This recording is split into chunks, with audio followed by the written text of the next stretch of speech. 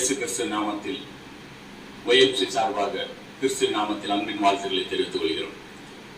வேதம் இப்படியாய் சொல்கிறது. மத்தேயு 5ஆம் அதிகாரம் 16ஆம் வசனம்.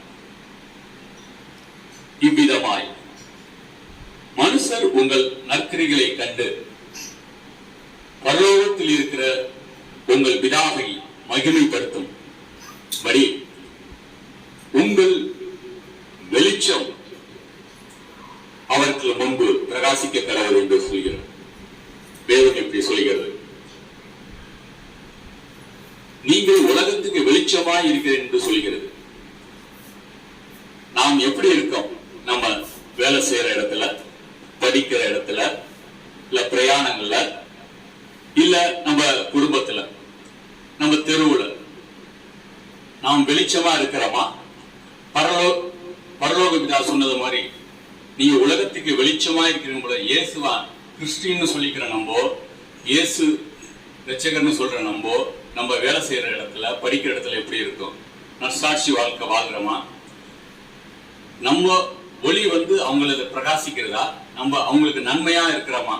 அந்த அண்ணன் போய் சொன்னா இந்த வேலை நடந்துருந்தா, அவர்கிட்ட கூட இது நடந்துட்டா சொல்லக்கூடிய அளவுக்கு நம்ம அவங்களுக்கு நன்மை செய்யறவங்களா இருக்குமா?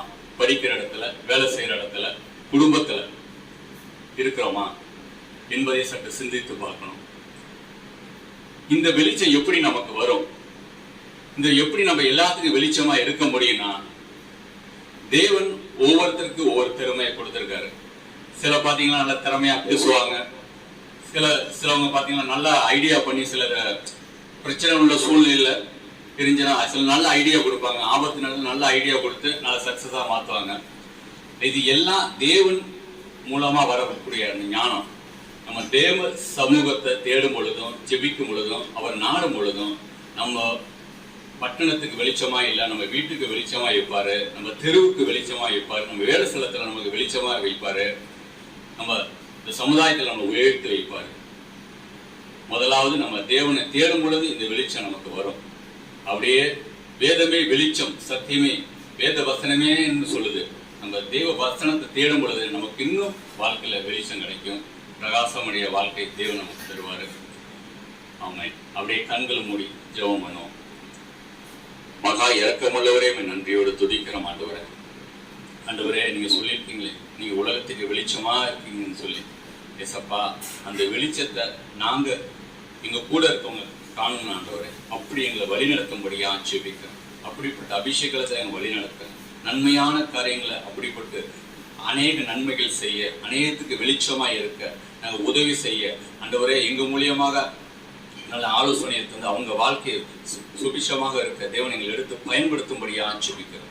குடும்பத்திலையும் சரி, வேலை செய்யற இடத்துலையும் சரி, இந்த தெரு பகுதியிலையும் சரி ஆண்டவரே, அப்படி எங்களை எடுத்து பயன்படுத்தும்படியா ஜெபிக்கிறேன். சார் செய்வதற்காக நன்றி செலுத்துகிறேன்.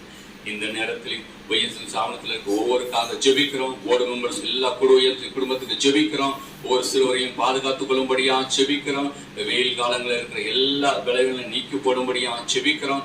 சந்தோஷம் சமாதான வாழ தேவன் உதவி செய்யும்படியா ஜெபிக்கிறோம். இதை செய்வதற்காக நன்றி செலுத்துகிறோம். எல்லா ஜெபங்களையும் பிரச்சனை இயேசு மூலம் ஜெபிக்கிறேன் நல்ல பிதாவே. ஆமென். God bless you. Thank you.